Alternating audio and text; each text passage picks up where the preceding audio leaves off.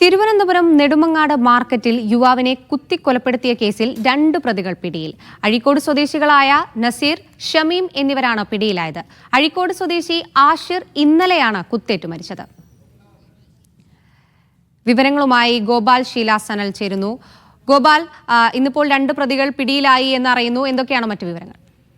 ഇന്നിപ്പോൾ 2 പ്രതികൾ നെടുമങ്ങാട് തന്നെയാണ് ഇവരെ പിടികൂടിയിരിക്കുന്നത്.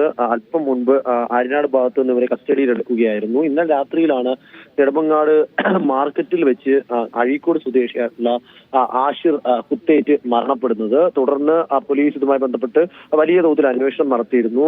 ബാറിൽ വെച്ച് നടന്ന തർക്കം പിന്നീട് മാർക്കറ്റിലേക്ക് എത്തുകയും അവിടെ വെച്ച് കയ്യാങ്കളിയിലേക്ക് എത്തി അതൊരു കൊലപാതകത്തിലേക്ക് നയിക്കുകയുമായിരുന്നു എന്നാണ് ഇപ്പോൾ പോലീസ് നൽകുന്ന ഭാഷ്യം. എന്തായാലും പിടിയിലായിരിക്കുന്നത് അഴീക്കോട് സ്വദേശി നസീർ, ഷമീം എന്നിവരാണ്. ഷമീമിനെ ഇന്ന് രാവിലെ കസ്റ്റഡിയിലെടുത്തു. ഇയാൾ റൌഡി ലിസ്റ്റിൽ ഉള്ള ആളാണ്. നസീറിനെ വൈകുന്നേരത്തോടു കൂടിയും കസ്റ്റഡിയിലെടുത്തു. ഇവരെ പോലീസ് ചോദ്യം ചെയ്തു വരികയാണ്. രക്ഷപ്പെടാൻ പ്രതികൾ ഉപയോഗിച്ച ബൈക്കും പോലീസ് പിടികൂടിയിട്ടുണ്ട്. ശരി.